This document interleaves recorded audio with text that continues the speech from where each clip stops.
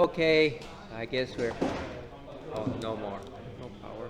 Why do they always do this? Every time. The batteries are no battery power. I think every time we do it, they out of battery power. Well, there seems to be some batteries. Battery is pretty much okay. We're going to do batteries. One new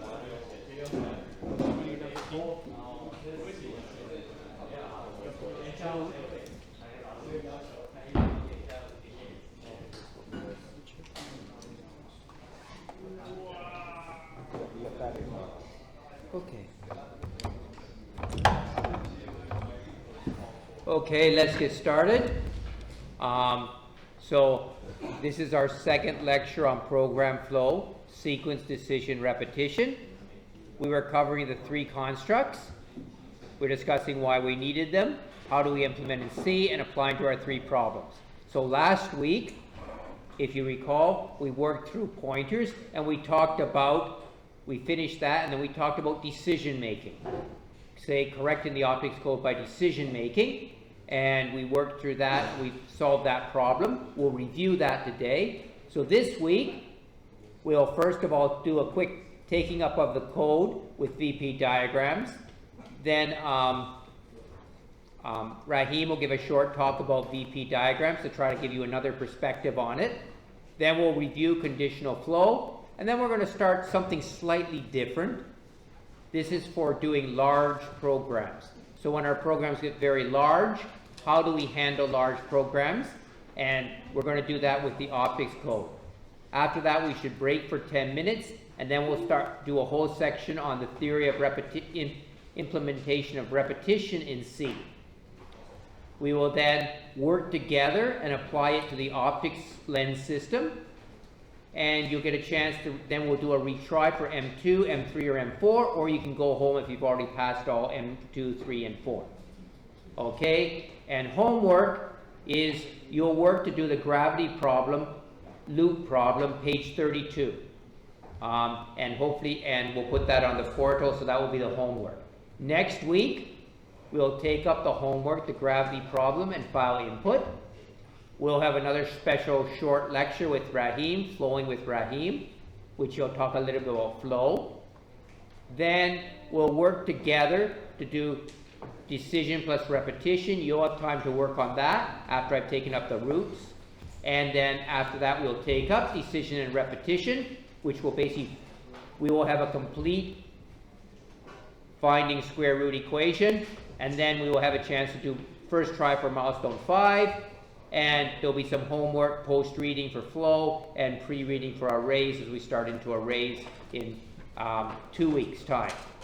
Okay, so, but today's lesson, we're going to start by taking up the M4 code, these VP diagrams. So let's, I'll just drag that across.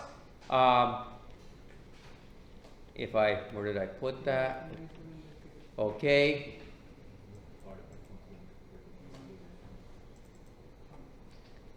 Professor, we will get out the milestones. Okay, if you want, okay, you can look at, we'll let you look at your old milestones so you can see where you, okay. But this was basically the question. This is the, and I've already uploaded these, the solutions online so that you can read it. And we'll also let you look at this, but we need to collect back if you already took it. These guys, actually probably you can just follow along here. Okay, so this is basically our structure. I come down and I say, oh, main creates A, B, S, P, and D. So at this line, I've created these guys. My next line will be to put big equals 0. So big equals 0 is at the after line 9. I then scanned A and B, which was 4.0 and 9.0. Note they are floating point. Well, big was an integer, so that's why there's no decimal point. Line 11, okay. Line 11 changes and jumps us down to basically line 16 is called and line 19. So I'm now putting a breakpoint in my program. Okay, I guess I better wait for these guys to hand out.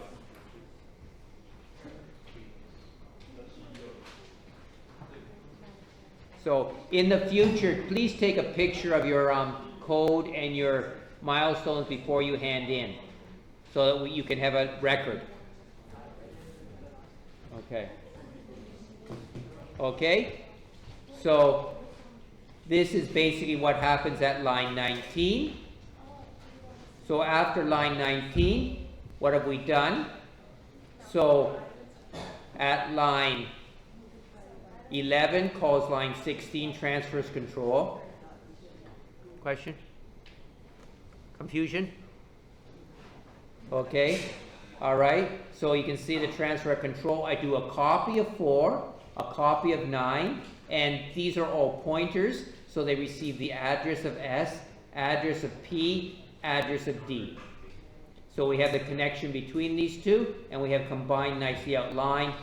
And at line 19, we have just declared a new int big. So I have a big here and a big here. These bigs are not connected.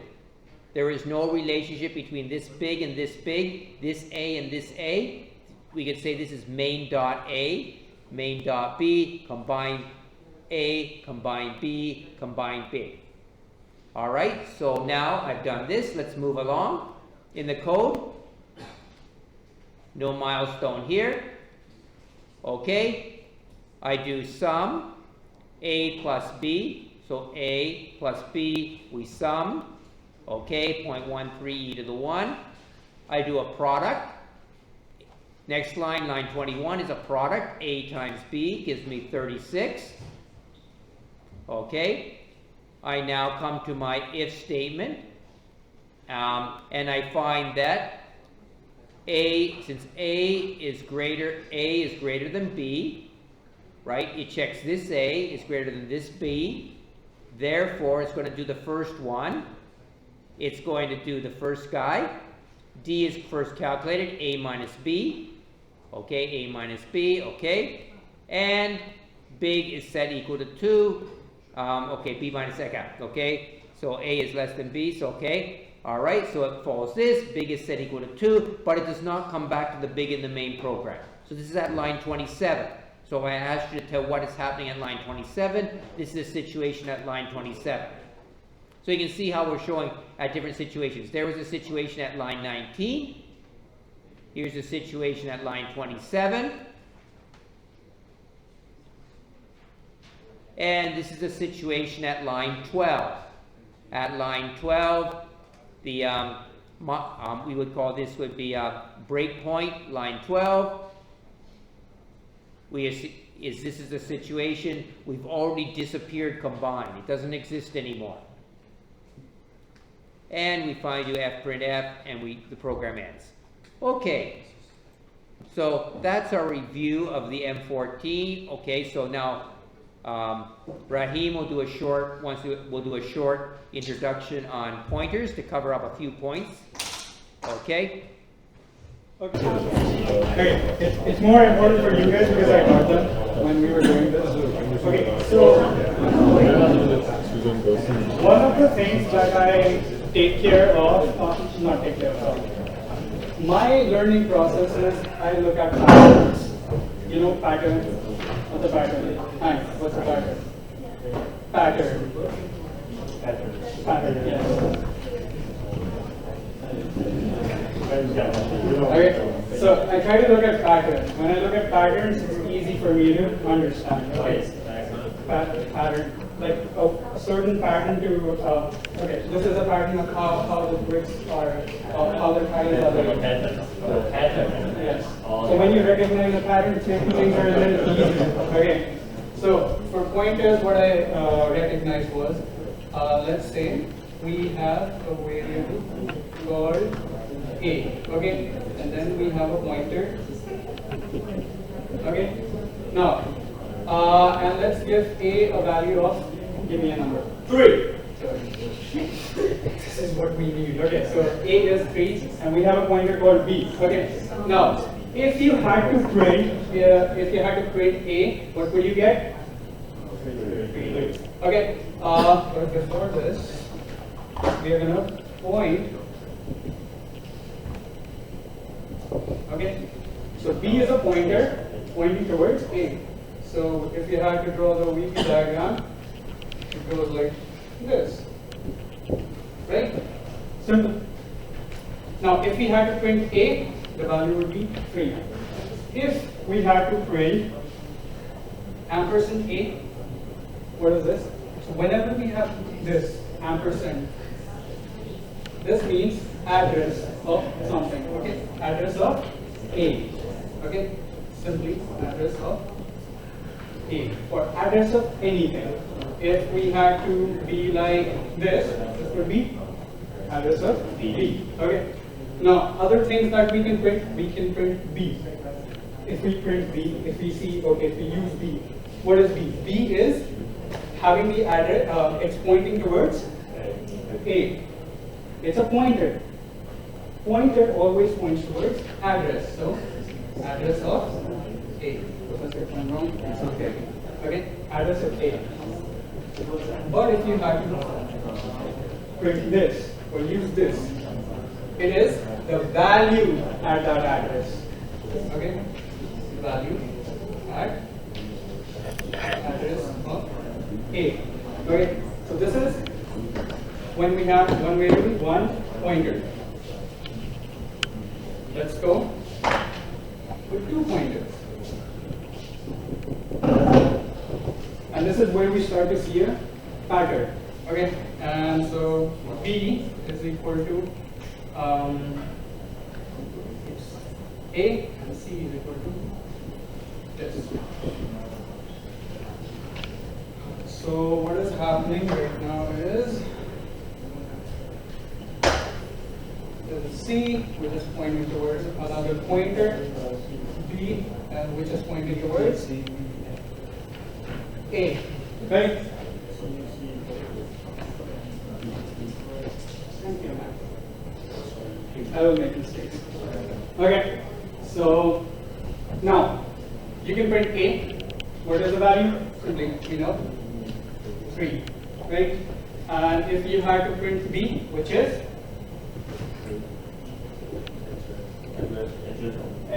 right? What is this? Oh, address of B. This is the value at that address, which is 3, right? And now if you have to print C, address of B. Exactly. And if you had to print this, value at this address, that is address of A. yes. Okay. And if you had to print 3. yes. So basically, double star means you're going at the value of this. Okay. Single star value of this. So you see, it's a pattern. Now you can have one more pointer that you want to point at, and you can do the same, and you will understand. So let's say we have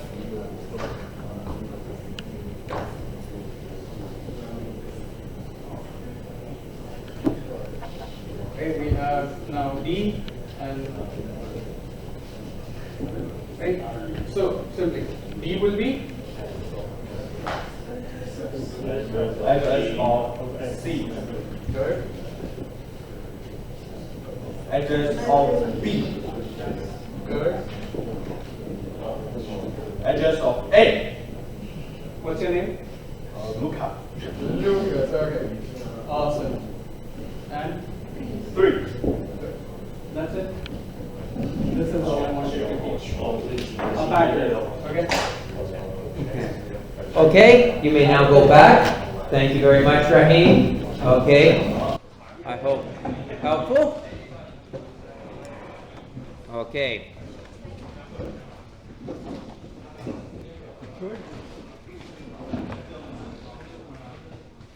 Okay.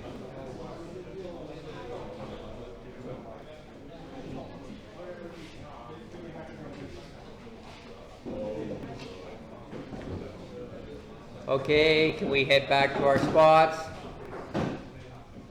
Get back to our computers, and we'll continue on. Okay. Okay, let's continue on. All right, so we'll now move on to our review of conditional flow and then using multiple files. Okay, so in our review, we have sequence. There we go, sequence. We have decision, in which the flow splits. Only one half of the code is run, which would be a decision, which is slightly different from, and we have loops, in which we repeat one piece of code many, many times. So every code, all programming, basically combines these three types of UMLs. And we just have to implement them in our different languages. Okay? Alright, so program flow, sequence, decision, and repetition. We talked about how we needed them. Carry out tasks. We're using decision. For example, b squared minus 4ac is less than 0. We have to do it the discriminant this way. If it's greater than 0, we have to do it this way. Okay? And we're using repetition for a lot of our programs. Okay. So how do we code? Last week we were concentrating on decision. So for example, this little decision, a greater than b, we go this way and make c equal a, c equals b, and then they combine. Our coding would be very simple. We would write this little code, integer main void, double a, b, c, and we use an if with a condition is put into brackets. And then what do we want to do if this condition is true? And if this condition is false, we do this. So if this is not true, we do this. Otherwise, we will do the first. Okay. So if I step through this code, let's look at using VP diagrams. Integer main void. There's my two variables, 5 and 3. And see if a is greater than b, which a is greater than b, I will execute. I will go on this array, not this one. So C, I will just set C is equal to A, and I will skip the next part of code. I just go straight down to the return. I've skipped the next part of the code. And we asked a few questions, which we tried to answer. What is the format of decision? What conditions can we test? How do we handle multiple simultaneous conditions? And what about multiple paths? All right, here's basically, this is the format. If, in brackets, something is a condition, we have a statement to execute if true, statements to execute if true, then an end of a curly brackets, then statement otherwise else statements, if that's not true. So the condition must be a true, false question. So whenever there's a condition, it's a true or false. Okay, so what conditions can we test? We said we could test if A is equal to B. In this case, we need to make sure we have a pair of equal sign, because a single equal sign means put the value on the right into the container on the left. Example, if I put A equals B, that would not be a condition. It will just put the value of B in the container A. Okay? So there's no condition there. Okay? Which is not valid to put inside an if statement. Of course, I could also check if B is not equal to A. So A could be equal to B. What about if, or B could not be equal to A? So in other words, in that case, I put B equals A on this side. It's the same as putting B not equal to A on this side. Okay, I can write A less than B on one side, which is the same as putting B greater than or equal to A on, which is would be the opposite, B greater than or equal to A. Okay, all right. If A is less than B, I can put this on the opposite side, B greater than or equal to A. Or I could put A less than B, or B less than or equal to A, right? Just putting them on opposite sides, it's testing the same condition, different ways we can test. And we mentioned there are some special symbols, double ampersand. This is not for pointers anymore or not for addresses, right? If we put two of these together, it does not mean anything to do with pointers. And note, English note, this guy is an ampersand sign. So when we see this symbol, it's an ampersand. When we see this symbol, it's called a pipe. If we see this symbol, it's called an exclamation mark. Okay, so this is how we write and. This is how we write or. This is how we write not. So this would how we, so if I want to say, if A is less than B and B is less than C, do something. Or if A is less than B or B is less than C, do something. Or if not A less than B, which is basically the same as A greater than or equal to B, right? So these are different conditions that we can put into our test on whether we want if and else. Okay, if we have multiple paths, okay, that's this thing, right? I have a decision, I want to go different ways, but no.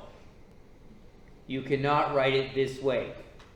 You have a decision box, you go one of two ways, not one of three ways. This would be a trinary logic, but we don't have that in our systems. In a binary system, we cannot do this. If this was a quantum computer, yes, you can have multiple paths, but we're not doing quantum computing. Okay, so in this case, we have to break them up. So we come into here, is the person married? Do this. If not, check the next condition. Is the person single? Do this. If not, is the person divorced? Do this. If not, continue down here, down here, join together, and continue on. So when we code that, the first one is if status equals married, do this. Okay, curly brackets, what you want to do if this is true. Then we check. If this is not true, then check. Does status equal single? If status equals single, then do this. If this is also not true, then try this test. If status equals divorce, then do this. If this is also not true, then finally do the last statement. Okay? So you can see this last guy only occurs if everything else is not false. That would be how we'd handle if we want to go multiple paths. There's the UML and the coding. Alright, so this would be the general way of writing it. If, else if, else if, else if, else if, else. Okay, there's another way of doing it called switch. Don't worry about it, and don't use it. But if you read code, you need to know it exists. Okay? It is only limited usage. You don't need to ever use it, but you should know it if you see it in other people's code. Alright, and there's another example. That's the example of encoding this using a switch statement. Okay, we then moved on to applying the decision to optics code. Okay, let's go to our optics code now and review that part.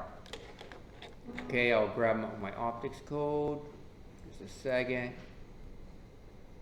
Where would you go? Okay. Let's make it bigger. Okay, NCC, optic. Okay.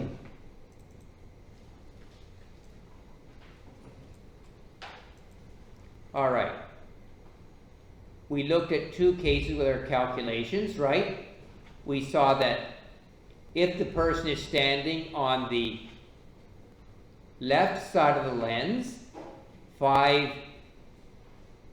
whatever units we're using, on the left side of the lens, at the focal point is 5, he's standing on the left side of the lens, 5 away, then there will be everything will go to infinity, right? the image will be an infinity. There's no image. But when we put which is correct.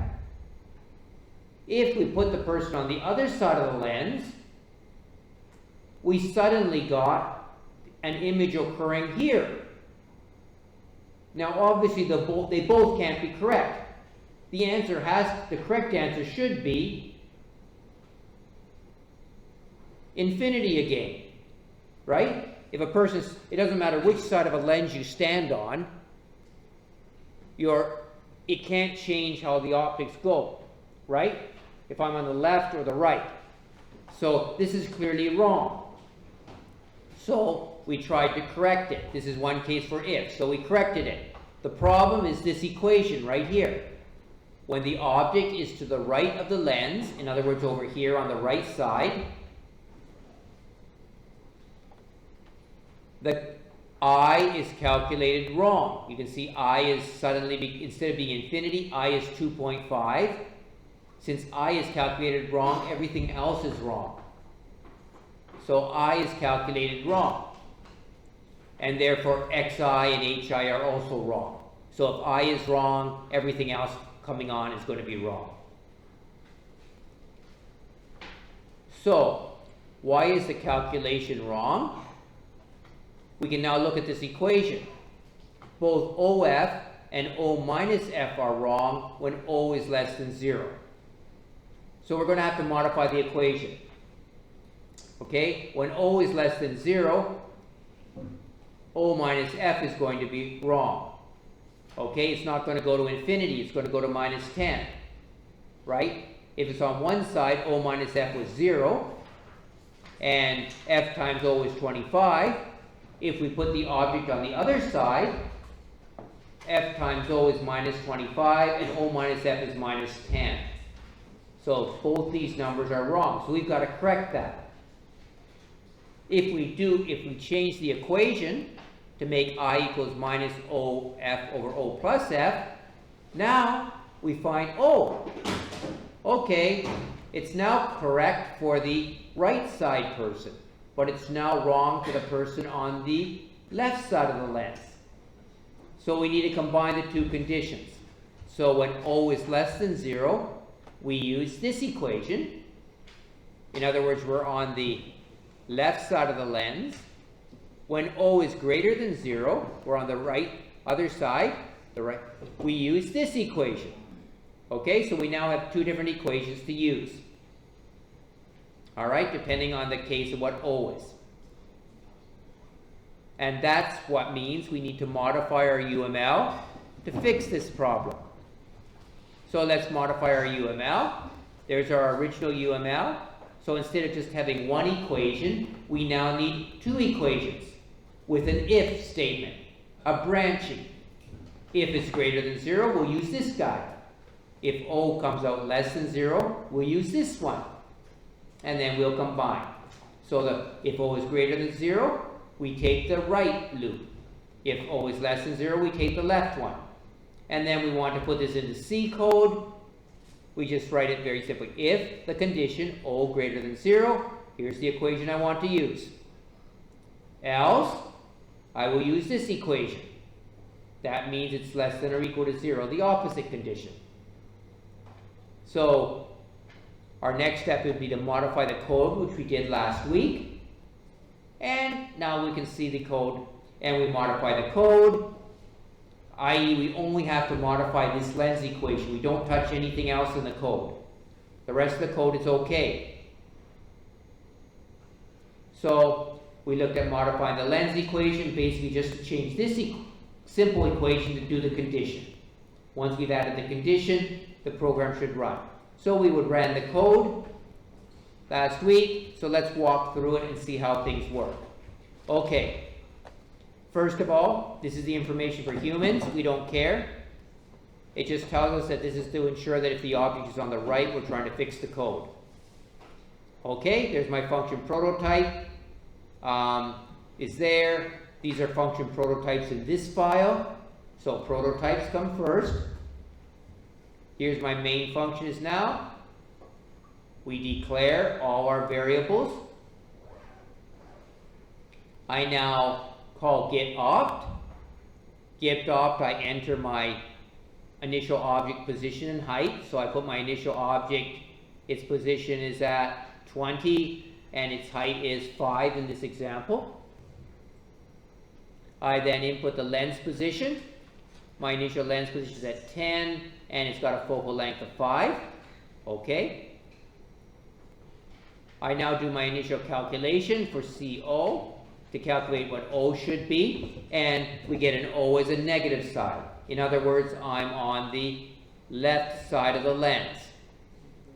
I now move to call equation lens, and equation lens has an O and an F, so it copies O and F to my equation lens. Equation lens creates a variable I container.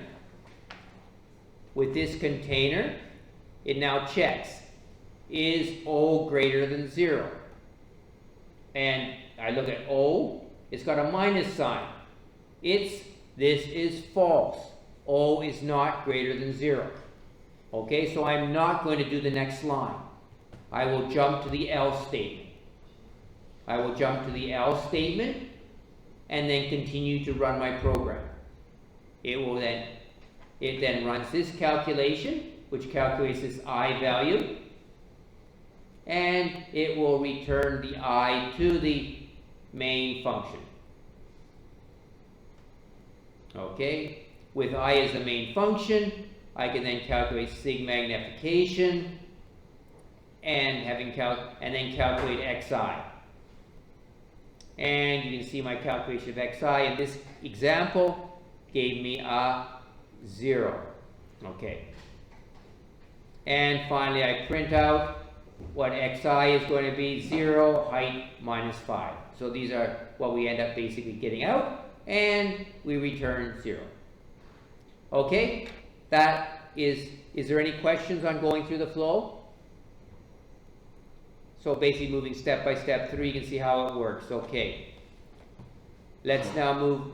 So that's our repetition. Now let's move on to repetition. How do we code repetition? Okay, that's the decision. So for decision, we only have one thing to remember, if. Okay, that's the only thing for decision, is if. Only one command that we can use to make decision, if, nothing else. Okay, just use if all the time. All right, so if you are writing code, okay, now let's go back to 1965. Okay, and you are writing code, and you don't do it this way now, but if you're writing code in 1965 and you wanted to do repetition, you would have to write, your code would look like, the code looked like this, 0, 1, 2, 3, 4, 5, 6. If I wanted to do this, I could say, let's say I'm summing numbers up. So, x equals x plus 1. If x equals 6, or if fx is less than 6, go to 1. And then the code will continue this way if we wanted to do a loop. Okay? We would have to use if, go to. We do not program this way anymore. Okay? This style of programming is not done. Now we use 3 choices: while, for, or do while. Okay? This makes code much easier to read. Okay? We're going to look at the format of while. The format of for, is for a while better? Which is faster? Can I test at the end of a loop? Can I test in the middle of a loop? Okay. All right. Here we are. Okay, here's my example. Let's look at my UML. Read age total equals 0. Okay? I'm going to say this is my this is a format of a while loop. Read age, total equals 0. This is where my program is starting. I'm going to start reading age. Okay? Okay. There's going to be some sort of an ending condition. Okay? As long as age is the person input, if the age is greater than 0, I'm going to continue. I'm going to add that age to the total age and read the next person's age. Continue on. Okay, I read my next age. Is the age greater than 0? It is. Add to the age to the total. Read the age. Loop again. Add, read the age. Loop again. And then maybe if I read age equals -2. Age equals -2. I put in -2. I come along and say, oh, age is no longer greater than 0. I need to end my loop. So that's basically what we're doing. So here's the format here. While, a condition, statement to execute, close. So for example, here's my function, long integer age and total equals 0. fscanf, %ld age. Well, age is greater than 0. Total plus equals age. Scan for my next age. If the age is greater than 0, continue on. Add to the total, continue on. Add to the total, continue on, and in the end, I will return the total age. Okay? This is a while loop format. So, note here that total plus equals age is the same as writing take the value in total, take the value in container age, add them together, put the number back into container total. Okay, so take the value out of total, take the value out of container age, put the total, add them together and put it back into container total. Okay, here's the format of for. Okay, in for, we initialize, so for example here, sum equals 0, k equals 0. Okay, I start one, this is my UML. What I want to do is sum up all the numbers from 1 to 5 and see how they add up. Okay, it's like 1 plus 2 plus 3 plus 4 plus 5. Okay, so sum equals 0, k equals 0. Okay, is k less than 5? Yes, it is. We'll do it. Add the value of k to sum, add 1 to k, continue on. So k is now equal to 1. Is it less than 5? Yes. Continue. Add it to the sum. Continue. Add it to the sum. Continue. Add it to the sum. Continue. Oh, k is now equal to 5. This is no longer true. We will jump out here. So the general format, initialize, condition, increment. So the condition is in the middle. The increment is here. We put a whole bunch of statements together. So in here, integers, there's my function name. So I start by my declaration, long int k, and a sum equals 0. Okay? For k, there's my initializing k right here. K is initialized. And then I do sum plus equals k. I come back. Okay, is k less than 5? Yes. Add 1. I come back, add 1 to k. Check if k is less than 5. It is. Run the loop again. Add 1 to k. Check if it's less than 5. Do this statement. Loop again. Okay? So you see you got 3 things up here. And the statements to execute are in the middle. This is the format of a for statement. So you might ask yourself, is it better to use for or while? And it depends on the problem. Okay? If you know how many times the program is going to run before you do the programming, use a for loop. Otherwise, use a while loop.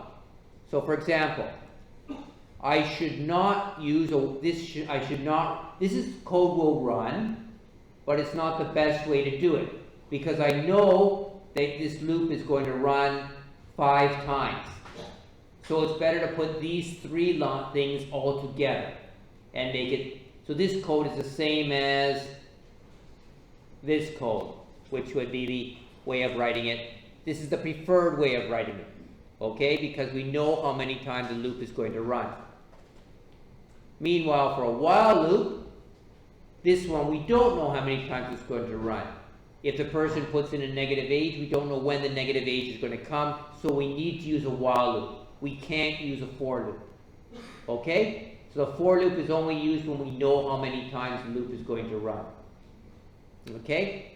And is it better to use for or while? So if you know how many loops, there's my UML. Yes, use a for. If you don't know how many loops, use a while. And is there any difference?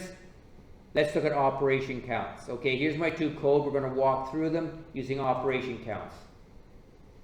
So download from ANSI, should download it now. Yes, it's downloading, good. Okay. I'm going to, okay, so if you want, you can look up section 7.2 in the textbook, SDBA textbook. It's section 7.2 where we do this. Talk about operation counts and the theory of computing.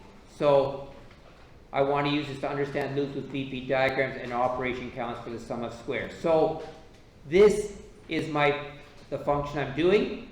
J equals 1 to j equals n, j times j. And each of these count for one operation count. Okay? So this is not in your workbook. This is in a textbook. Okay? Not your workbook. Okay? This is not your workbook. It's in the textbook. Okay? Sorry. The SDBA textbook, the one published one. Okay? Not the handout workbook. Because this is only one small thing. So it's in the library. You can get it on, okay? Alright. So there's my code. Okay? I want to do a while loop here. Remember, one operation count is equal, plus, minus, times, divide, plus, plus, or minus, minus equals one count. This is the function I'm trying to calculate. Okay? I want to do a sum of squares. Okay.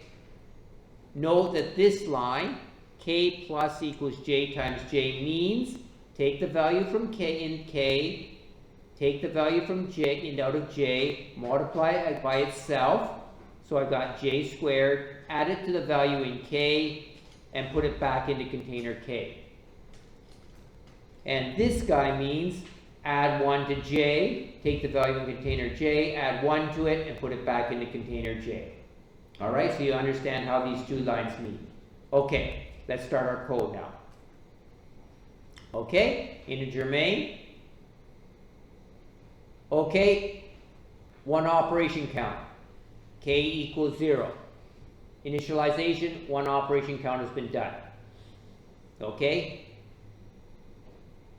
Okay, scanf. Okay, I say okay, I'm going to input what I want to do. I'm just going to do a very simple one. I'm just going to go up to 1. So it's short. Okay? So I use my scanf. This is no operation counts for input output. J equals 1. Oh, another operation count. 2. Okay? Well, j is less than or equal to n. Test condition. Operation count. This takes some time in the computer. K plus equals, okay, the plus sign, one operation count. The equal sign is one operation count. Okay, so the plus, that's it with the times is one operation count. And the j plus plus is another operation count. Okay. We check one more time. This will be one more operation count. J is less than or equal to n. Well, j is greater than or equal to n. It's not less than, so this is false. So we're going to drop out, call fprintf, and finish. Meanwhile, for the for, let's look at it. Almost the same. K equals 0, one operation count. Fscanf, no operation counts. J equals 1, okay, operation count. Okay, Now, I test, is j less than or equal to n? Okay, yes, j is less than or equal to n. That's an operation count though used to do that. Now I run this line. J times j and plus gives me 2 operation counts. The equals gives me 1 more operation count.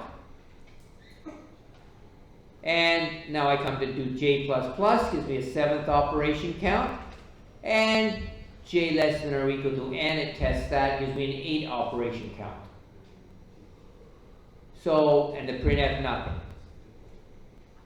So, you can see from operation counts, okay, it doesn't really matter whether you use for or while. There is only one operation count difference. So if you've got a loop that operates many times, 1 extra check is no additional time. Okay, we are now going to break for, this is a good point for us to break for 10 minutes. So we will now break for 10 minutes. We'll come back in 10 minutes, all right? Okay, please break for 10 minutes, and we'll come back and we'll complete the remaining part of conditions and start to apply it. Okay. Okay, we're going to be working in your book on, okay, we're going to be working in the optics program. Section 7, split, page 43 in your workbook. So optics, page 43, split in your workbook. All right, we'll be concentrating on that right now. Optics, page 43, the splitting. Okay, and I would also, as we look at it, we're going to try to work together on that. So, okay, let's get this guy out. So I want you to download. You're going to go to, ANSI, right, this area at our website. Please go and download this guy, 07if. 07if. I'll put this across here so you can see it. So what we want to keep downloading is 07if, not arrays, 07if.c. So this guy is what we're downloading. Okay? So I want us to download this program right here, 07if. This is the program we did last week in doing the decision making. Okay, so that's the decision making one that we completed last week. So please download this program to your computer, if. Okay? So as we get this downloaded, then we'll continue on talking about our next steps. And we'll work our way through together. Okay? Yeah, so just download this guy and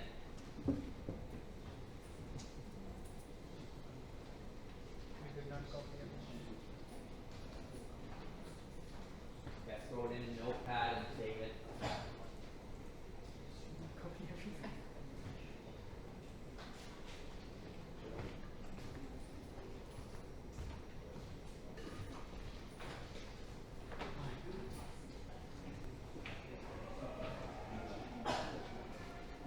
Okay, good. Okay. All right. Okay. Okay. All right, so what will be, okay, we've got it. Hopefully we've got that downloaded now. And I'll close this thing, okay. And you can open out, so with our workbook, as I said, in optics, so you should also have your workbook open, optics, section 7, page 43. That's the section we're working on in the workbook. Section 7, verse 40. Page 43. Okay, so we know what section we're working on. Okay. And okay, let's get started then on that. Okay. What we're talking about now is programming for large project maintenance. Splitting our programs into multiple files so we don't have to have so much code in one file. In order to do that, since this code is now starting to get kind of long, right? You can see it's pretty, this is the total if code that I just gave you. It's a little bit, if your code is getting long, this is, okay, still not really long, but it's long for me to put onto one view graph. So it's much easier, since this code may be long, and the functions I'm calling down here, like CO, CXI, CMag, equation lens, I'm never going to change anymore. They're all running correctly, so I'm not going to change them. Okay? Therefore, I can split these things into 3 files. I'm going to have a header file, a main function file, and the static functions in my library file. Okay, like my operating system will have the main file into one, and I'll put my other functions into like a third, as if they were third party. Okay, we're going to split the program up. There goes my mic again. Okay, all right, so that's what we work. Okay, now, so here's the architecture in which I'm going to split. So my function prototypes, they're going to go into one file, olib.h. My main function, I'm going to make into another file, probably o_split.c or o_main.c. And all these functions, we're going to put into a third file. Okay, so I'll try to grab this guy now for myself and grab it down. Let's start to work through. Control C. I find my notepad. I'll close this now. I'll move this out of the way. Get notepad running.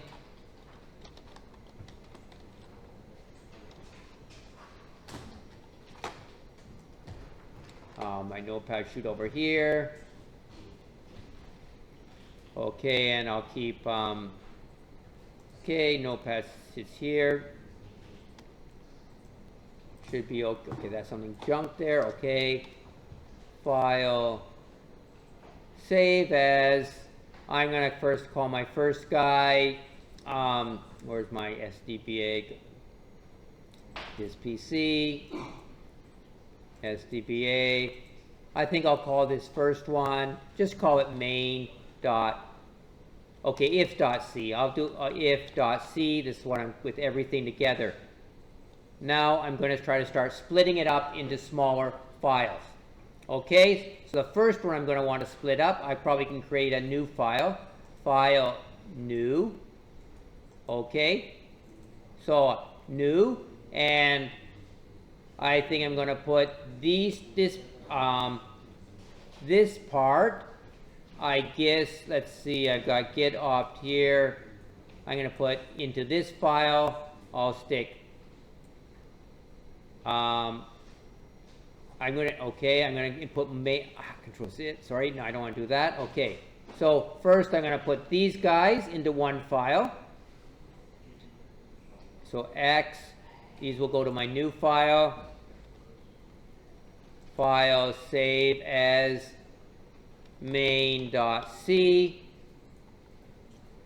All right, now if I look at this guy, you can see I'm using fprintf, so I'm also going to want to take this line too.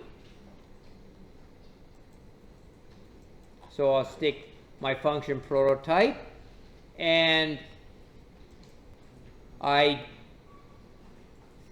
get opt is in this file too, so I'm going to need this guy. I'll put him into main because get opt is in this file. And I'm also going to have to, remember I'm going to split this stuff, is going to go into a different file.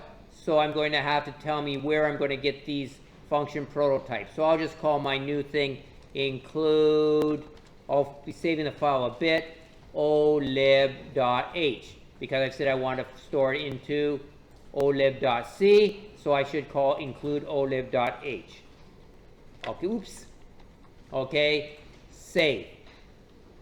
So so this is my first step in splitting the program. I let you do that now. Spend a few minutes and do that on your own, and then we'll continue on. Okay, so that's our first file, main.c. Our next file, we can create another new one. This one we're going to pull out these other functions, double equation, double CO, double CMag. Okay, Control X, I'll bring them here, and these guys are now file, save as olib.c. Now, let's see, are they calling any other functions? No, they're not. So I don't have to have any include anything else, because they're not calling any other functions. So this olib.c is just these functions. You can see there's no call to any input-output functions, so I don't need any libraries. So my next step is to put this guy, these static functions, into here. These are functions I'm not going to change from now on. Okay, that will be our second step.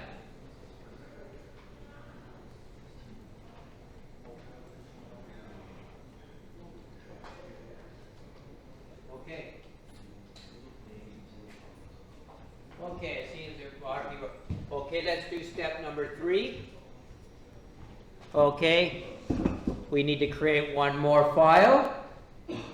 Okay, file new.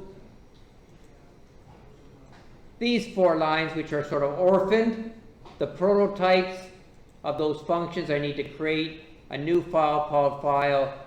So I take all my prototypes, file save as olib.h.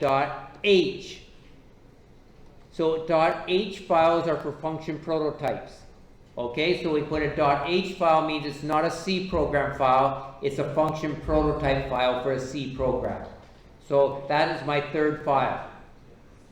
Because in main.c I'm going to refer to this, okay? That would complete my, so I've now gotten rid of all the lines that were once in if, they're gone. I've now transferred everything into 3 other files, main, olib, and olib.h.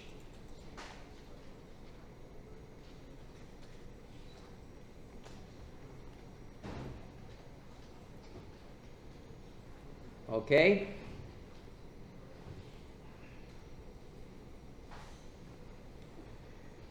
We'll take a second.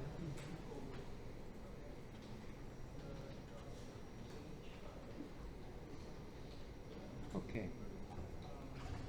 So,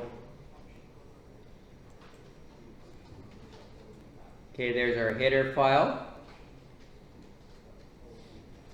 Okay, I just put some comments on what it was.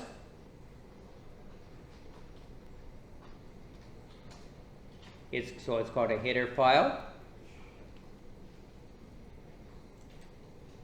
That's the main program. Okay, the main function is its own file. We kept get off with main because I'm going to modify get off when we do records later. And note, I have to have this include olib.h file that I just made. So it says, so it's going to tell the computer when it compiles, go to olib.h, add those prototypes into this file. And these are the olib.c guys. These functions are all working properly. We're not going to change them again, so we can now forget them. And I'm keeping them all in a separate file. Okay, so I've now divided all my code into 3 files. To compile and link and run them, this is how I'm going to have to do it.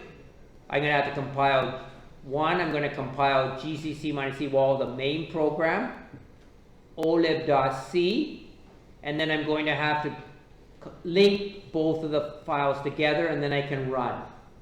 Okay, so if I was going to do this with my SDBA, let's see, where's my, go to, where are we? S is PC, okay, SBB, get NCC, NCC, where are we?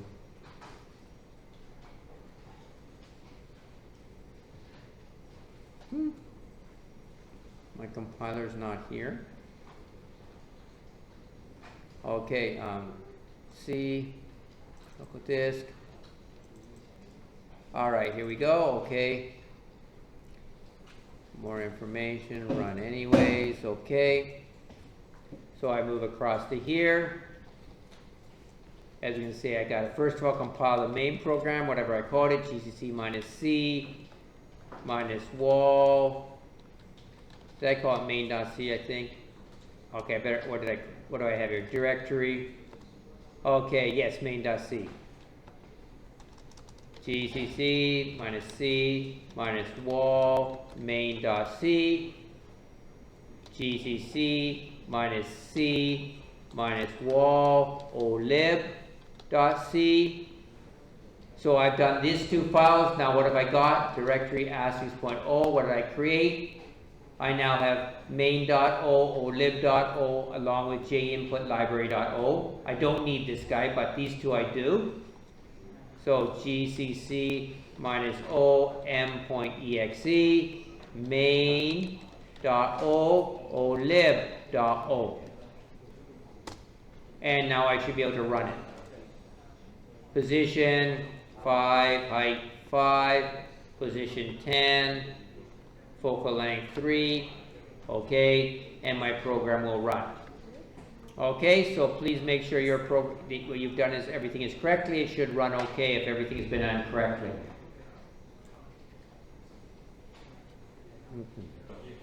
Okay, let's continue on. I think everybody's got this working pretty well. Okay, let's continue on. All right, so I want to go back. Okay, so what happens when you start? Okay, when you type, okay, here's my three files, main, olib.c, and olib.h. So first thing I want to say is what happens when I typed gcc minus c minus wall slash main.c. When I type this line, okay, what happened? Okay, so basically the first thing that happened was the compiler for main.c did the following. It read the program main.c, it said olib.h. Oh, okay, it took olib.h and copied these lines back into main.c for you. It did this copy, replaced this line with this line. Next thing it did was, okay, I'll go find the file now. File open, SD, where is it? I gotta better find it. Search stdio.io.h. Okay, here it is. Okay, find in this file, search, find, fprint, f. Okay, good. Okay, continuing on, not that one. Find next. Find next. Okay, here we are. It then copied this line into your file. Okay, so once it's finished copying all this stuff into your file, it then took this stuff and then made an object file. So this is what it changed the main.c to look like this first. That's the first step. You can see it got rid of all these other files that we had .h files to just put the information in. Okay, that was our new main. Then file open. The next thing it does is creates this main.o file, which you can't read. Okay, that's what we did with this guy, and then the linking puts both these two O files together. All right, now let's move on to our next problem.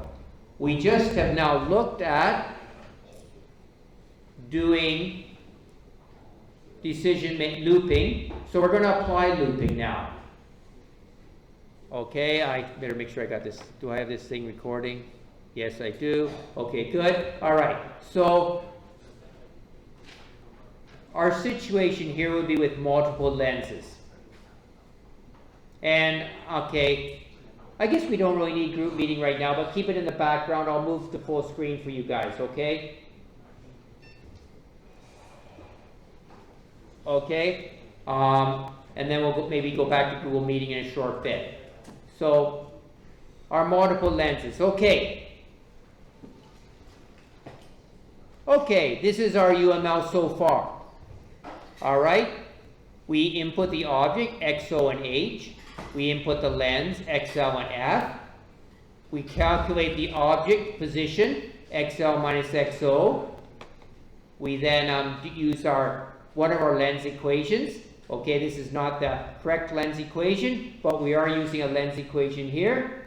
Okay, and we should probably I should probably have made that into the correct lens equation. And we now want to include repetition. Okay, which would be this guy.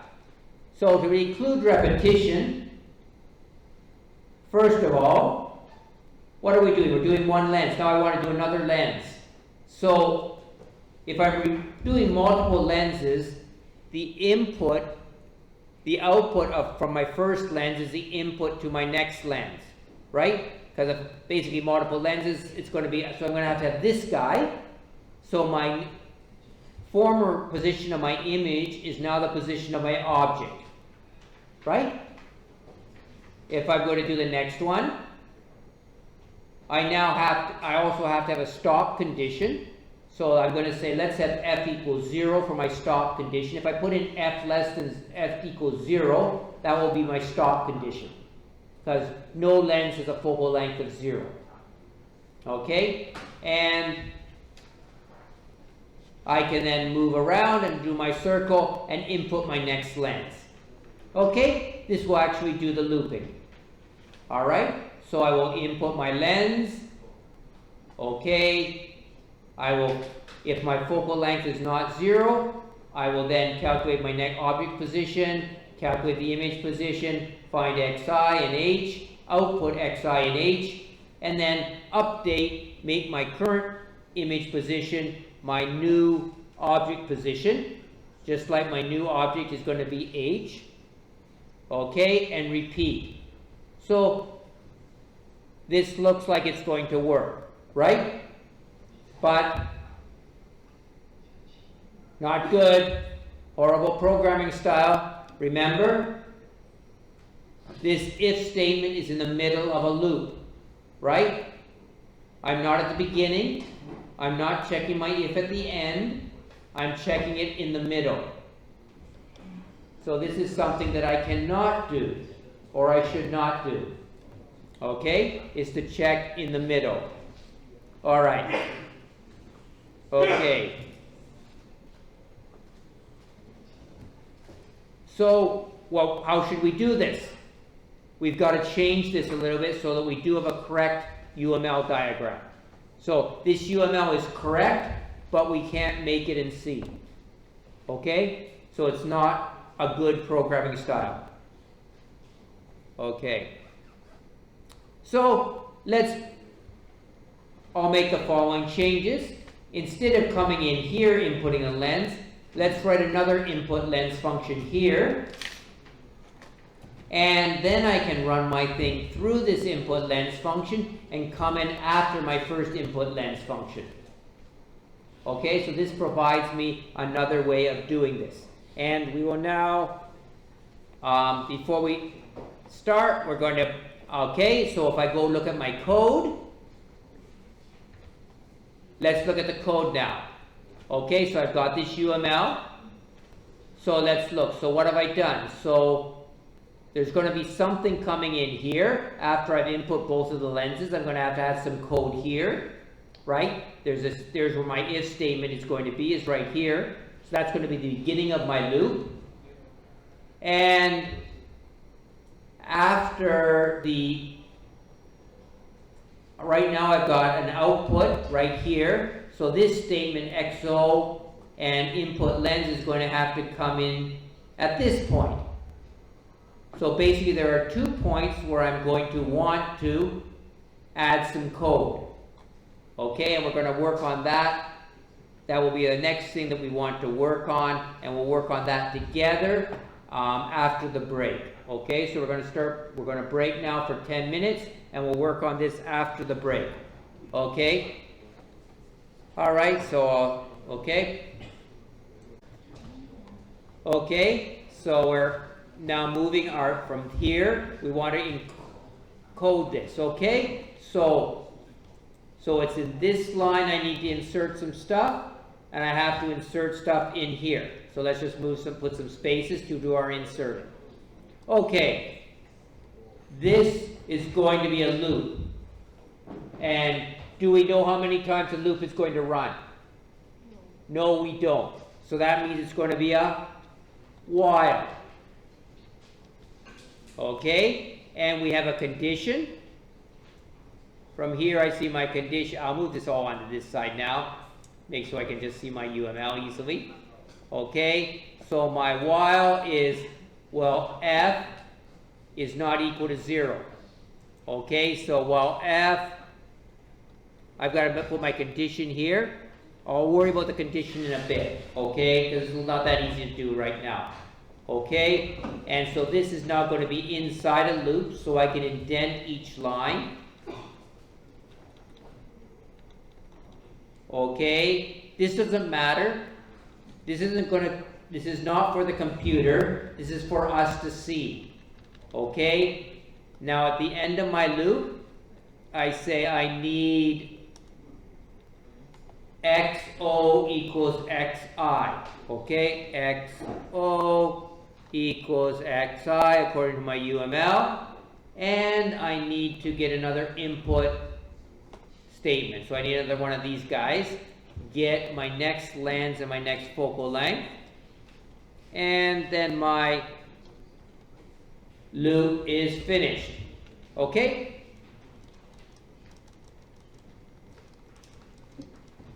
All right. Now I have to write the condition in here. Now this is a little bit more difficult because it's probably easier for me to do this.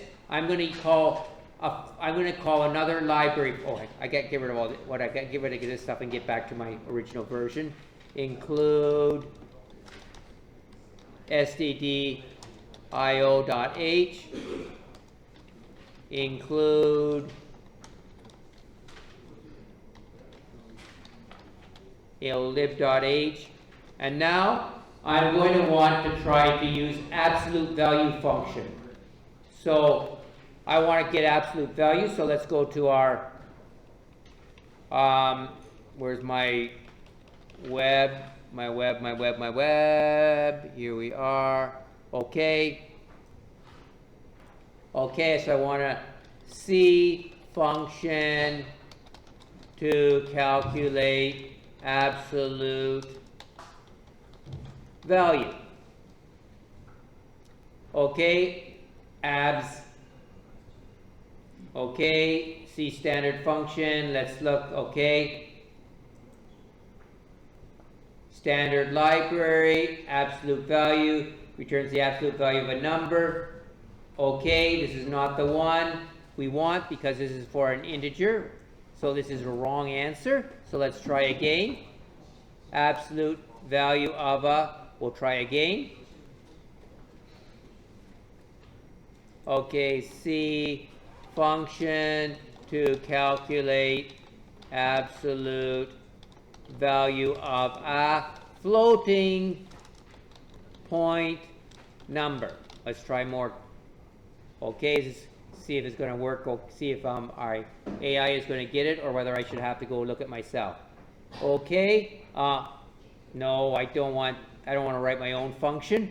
I want a standard library function, not that guy either.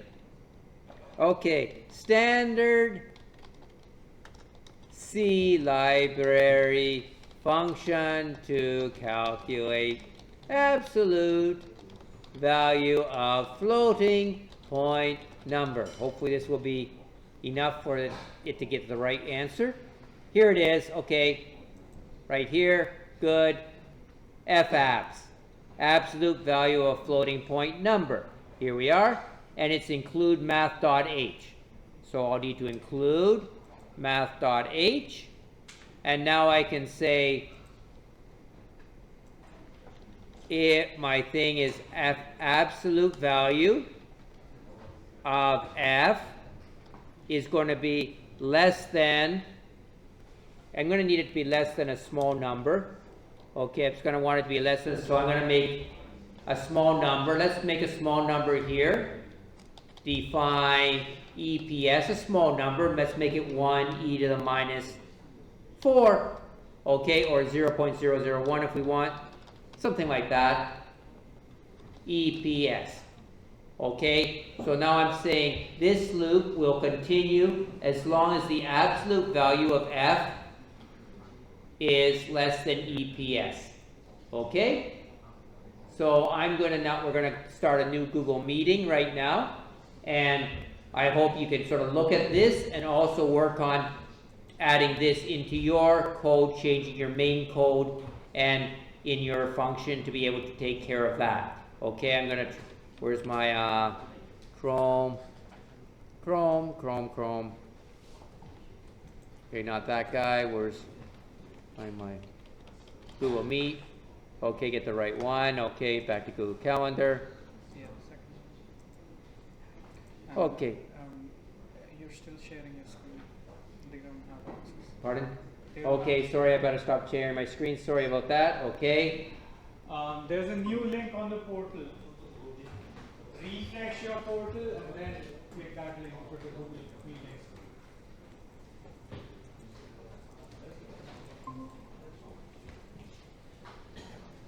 Okay.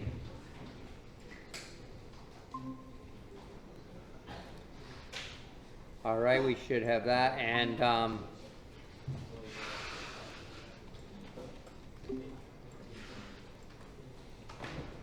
okay, so you can see how we're trying to modify. I by mistake switched it to my.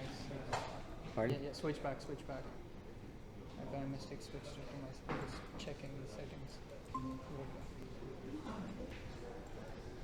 Can you open this just to check the settings from last time? Yeah, I changed it. We need to switch this off and this on. Okay. Okay. Do we need to finish this part to get this done, or no? This is the yes. This is this is stamp. Finish that. Yes, correct. Yeah, that's what we'll finish. That's the last thing we're doing today. Okay, and then once we finish that, we'll move to yeah, Milestone. correct. Okay, milestone. Okay.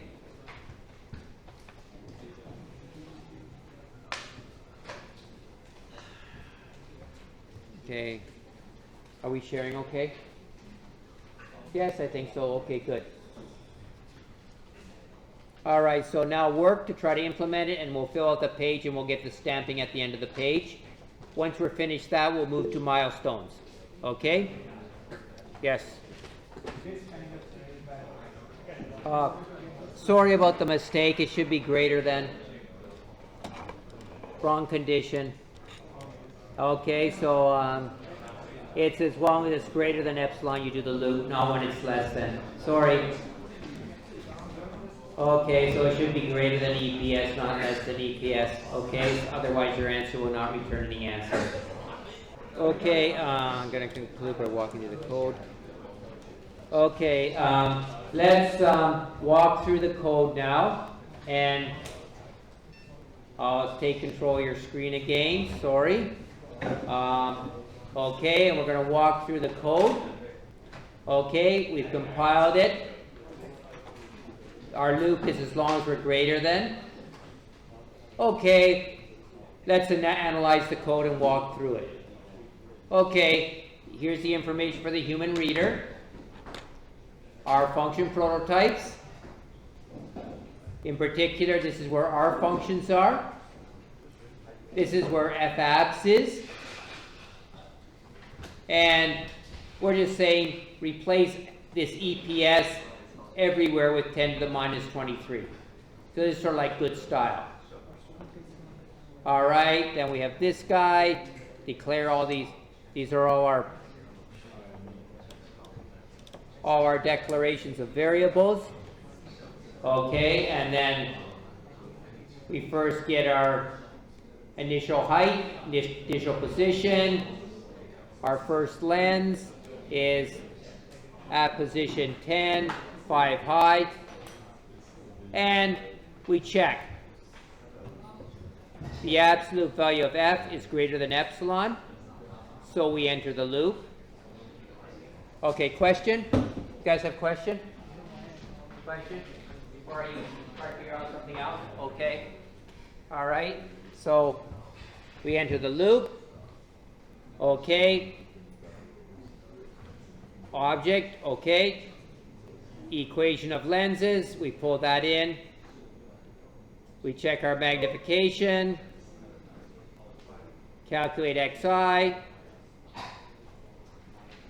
Finally, do our f print f. Output x0 is now set equal to xi. Take the value from xi, put it in x0 for our next one, and we get our new value for f, the next lens. Since we are still greater than epsilon, we'll run again. We calculate position, equation of lens, magnification, CI, printing, x0 equals xi, get up, and okay, then now my focal length is approximately 0. It's now less than epsilon. So in this case, it's no longer greater than epsilon, it's now less than epsilon. So we do not enter the loop. We skip the loop. Okay, and we end. All right. Okay, so that